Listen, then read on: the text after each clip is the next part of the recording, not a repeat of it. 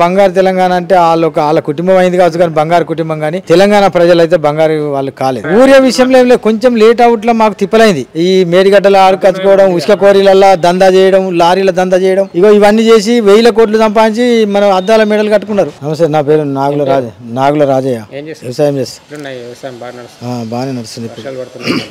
పడుతున్నాయి మంచిగానే. చెప్పండి, ఏం చెప్తారు మంతాన్ నియోజకవర్గం గురించి? ఇక్కడ డెవలప్మెంట్ ఎట్లుంది? గతంలో బీఆర్ఎస్ ఉన్నప్పుడు ఎలా ఉండేది, బీఆర్ఎస్ ఎమ్మెల్యేలు ఉన్నప్పుడు ఎట్లుండేది, ఇప్పుడు బాగానే ఉంది.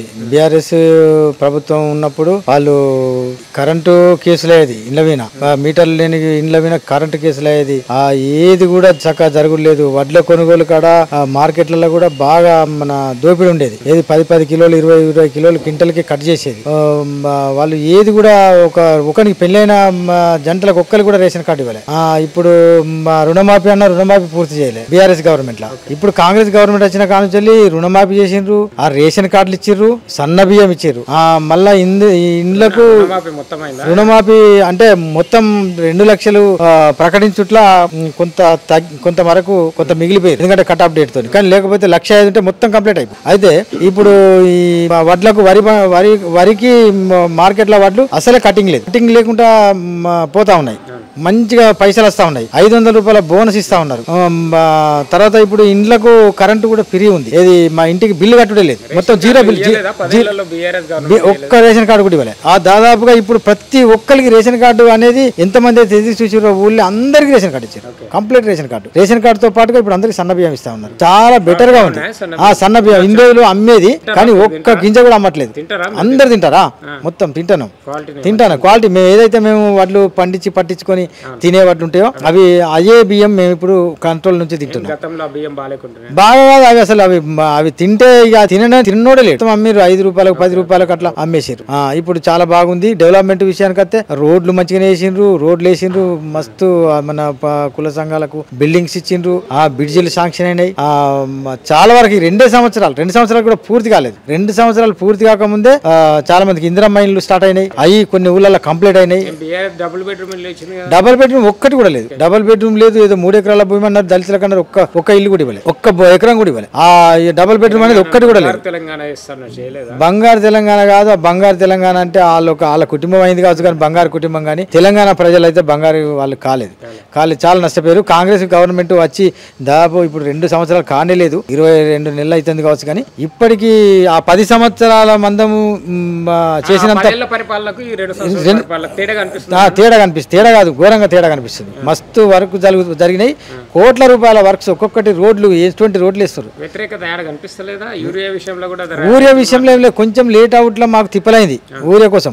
అంటే అక్కడ నుంచి లేదో అక్కడ యుద్ధం జరిగిందట కదా, కార్గిల్ యుద్ధాన్ని. ఆ యుద్ధం మూలంగా కొంచెం లేట్ అయింది యూరియా వచ్చడానికి. ఆ లేట్ అయినందుకు ఇక దాన్ని కొంతమంది వ్యతిరేకించి అందరూ అర్థం చేసుకున్న వ్యతిరేకించలేదు. కొంతమంది రైతులు ఏంటంటే కొంతమంది అవతలి పార్టీ కొంతమంది వేరే వాళ్ళు రాజకీయాలకు వాడుకొని వాళ్ళను గుంపుగా తీసుకుపోయి ధర్నాలు చేసిరు కానీ అది వాస్తవంగా అది యూరియా సరిపోని వచ్చింది కానీ విఫలం ఏం కాలేదు. అందరికి యూరియా బరాబర్ అందింది. కానీ ఆ మధ్యలో కొంచెం కేంద్రం నుంచి వచ్చే యూరియా రాకపోవట్ల కొంచెం లేట్ అయిన మాట వాస్తవం. లేట్ అయినందుకు కొంచెం ఆందోళన చేసిరు. ఎందుకంటే అవతలి వాళ్ళు కొంచెం ఆందోళన చేయాలి, రాజకీయ లబ్ధి పొందాలని చేసిరే తప్ప ఆ యూరియా ఇప్పుడు అందరికి సరిపోని యూరియా చెప్పిన పనులు చేస్తా ఉంది. ప్రజావాణి పెట్టింది. కలెక్టరేట్ లా, మండల ఆఫీస్ లా ఏదైనా ఉంటే సమస్యలు ఎంబడే పరిష్కారం అవుతున్నాయి. మన మండల ఆఫీస్ లో కూడా ఏదైనా కరెంటు బిల్లుది కానీ ఏదైనా జీరో బిల్లు రాని వాళ్ళు ఉంటే వాళ్ళు ఎప్పటికీ సైట్ ఓపెన్ చేసి ఉన్నారు. అట్లా కూడా ఊళ్ళల్లో జరుగుతూ ఉన్నాయి. పనులు అయితే ఉన్నాయి. ఎవరికి కరెంటు బిల్లు లేదు, కరెంటు కేసులు లేవు. ఇప్పుడు వడ్ల కాడ ప్రాబ్లం లేదు. బోనస్ ఇస్తా ఉన్నారు, రైతు బంధు ఇస్తా ఉన్నారు. బోనస్ అంటే చాలా నయం, బాగా రైతు బంధు కంటే ఎక్కువ బెనిఫిట్ అది. అటువంటిది బోనస్ అది ఎవ్వరు కూడా ఊహించనిది. అది కాంగ్రెస్ తప్పకుండా ఉంటది. ఎందుకంటే పనులు కూడా బాగా చేస్తారు. ఇంకా బాగుంది భవిష్యత్తు. ఇప్పుడు 2 సంవత్సరాలు పూర్తి కాలే, ఇంకా 3 సంవత్సరాల వరకు మన మంతని కాన్షియన్స్ ఎట్లా ఉండాలో అట్లుంటది. బంగారం లెక్క మెరిసే విధంగా ఉంది. సార్ కూడా శ్రీధర్ బాబు గురించి చెప్పాలి. శ్రీధర్ బాబు సార్ కూడా మంచి నాయకుడు. ఆయన ఇక్కడ ఈ ప్రాంతం ప్రజలకు అదృష్టం. ఆయన ఈ ప్రాంతంలో ప్రాతినిధ్యం వహించడం ఈ కాన్స్టిట్యూన్సీ ఈ నియోజకవర్గ ప్రజల అదృష్టమే. సార్ మంత్రి కదా, అందుబాటులో ఉంటాడు. అంటే ఆయనకు రాష్ట్రం మెయింటైన్ చేసే అటువంటి దానిలో ముఖ్యమైన పాత్రలో ఉన్నాడు. ముఖ్యమంత్రి కీలకమైన పాత్ర దానిలో ఉన్నాడు. మంత్రిత్వ శాఖలో ఉన్నాడు కాబట్టి ఆయనకు ముఖ్యమంత్రితో గత ఎమ్మెల్యే ఏముంది ఆయన చేసేది లేదు, మీకేది లేదు. మన ఇది కాళేశ్వరం ప్రాజెక్టులు అడకచ్చుకోవడం, ఈ మేడిగడ్డలు అడకచ్చుకోవడం, ఉసుక కోరీలల్లా దందా చేయడం, లారీల దందా చేయడం, ఇవన్నీ చేసి 1000 కోట్లు సంపాదించి మనం అద్దాల మేడలు కట్టుకున్నారు. అదే శ్రీధర్ బాబు సార్ ఒక ఇల్లు కట్టాలి ఇంతవరకు. ఆయన మరి ఆ శ్రీధర్ బాబు సార్ ఎన్ని సంవత్సరాల నుంచి పరిపాలన చేస్తా ఉన్నాడు. ఇప్పటి నుంచి కాదు, అప్పటి నుంచి సొంత ఇల్లు ఇక్కడ మంతెనలో లేదని. ఆయన మన అమ్మగారి ఇంట్లో ఉంటాడు, వచ్చినప్పుడు అమ్మగారి ఇంట్లో ఉంటాడు, సొంత ఇల్లు ద్వారా కట్టుకోలే. అట్లా మంచి పరిపాలన మాత్రం ఉంది కాంగ్రెస్ గవర్నమెంట్ వచ్చినందుకైతే మేము అందరం హ్యాపీగా ఫీల్ అవుతా ఉన్నాం. చాలా మంచిగా ఉంది.